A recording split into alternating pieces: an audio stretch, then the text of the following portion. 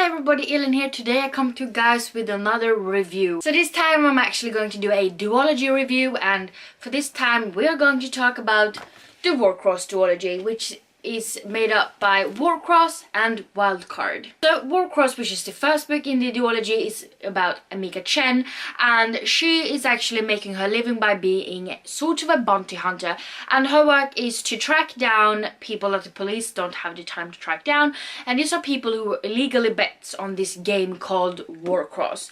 And Amika Chen is doing this because she is running out of funds. She's about to be kicked out on the street. She owes her landlord a lot of money, and she didn't end up getting the money for the last bounty hunt she actually went on.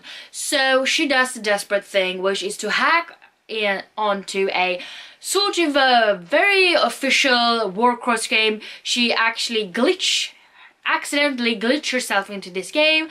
Suddenly everybody knows who she is and what she looks like, and she's in trouble.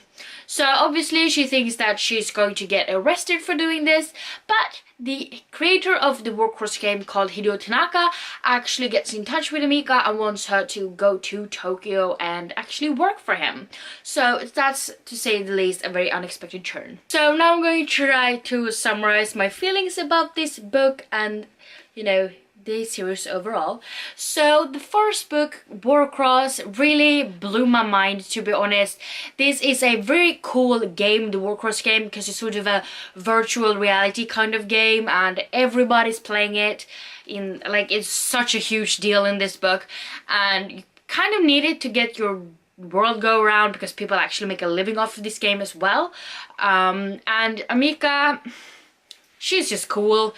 She's a really cool hacker, and she's badass, and she's ridiculously good at the Warcross game. And also the fact that there's just so many characters in this book that you really come to love, and the plot is amazing, and it's very, very well written, and I've never read anything quite like it. And I do know that some people compare this book to Ready Player One, but I really don't think that they are similar at all. The only thing they have in common is sort of that it's about a virtual reality game, but they're very, very different from each other. And I love this so good, and it's just so unexpected. There's things happening all the time. You don't know what is coming for you. You don't know who can you trust, who is believable, who is the bad guy, who's the good guy.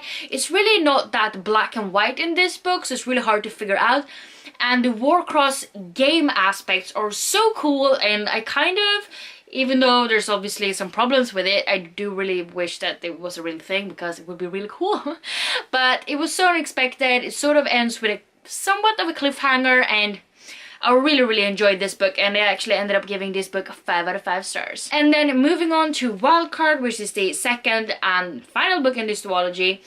This book takes off pretty much where the first book ends, so you're pretty much still wrapped up in this whole mystery, and you did get a lot of answers from the first book, but then in this one you get a lot of new questions. But Marilu actually does it really well, so she answers your questions along with your new questions that arise.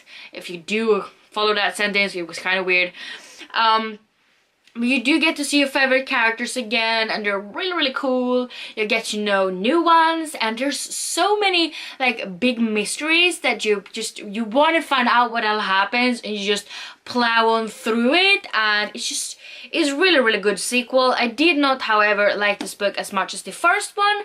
That might be because I really do like the build-up of the world and the build-up of the characters and see how they evolve and stuff like that really in the first book, and that's like my feelings and thoughts of book series overall. But it's really, really good, and it definitely takes a lot of unexpected turns. This book did not at all go where I expected it to go, but I did still really enjoy it. I think I gave this book 4.5 out of 5 stars. So overall, I really did enjoy this duology, and I definitely think it's worth the read, especially if you do like games or virtual reality games. Then you should definitely check these books out. But I do think that they're good for pretty much every age, because they're so freaking cool, and you don't need to play a lot of games to enjoy this, that's for sure. And they're just very different from anything I've read before, so I definitely did enjoy them because of that aspect. If you have not picked these books up, I definitely suggest that you do, and you know, read them fast because they're good. So if you have read any of these 2 books or both of them, please let me know down in the comments what you thought about them, without spoiling of course. And if you like this video, please don't forget to give me some thumbs up, and also don't forget to subscribe to my channel by clicking the little button down below. And yeah, I hope to see each other next time. Bye!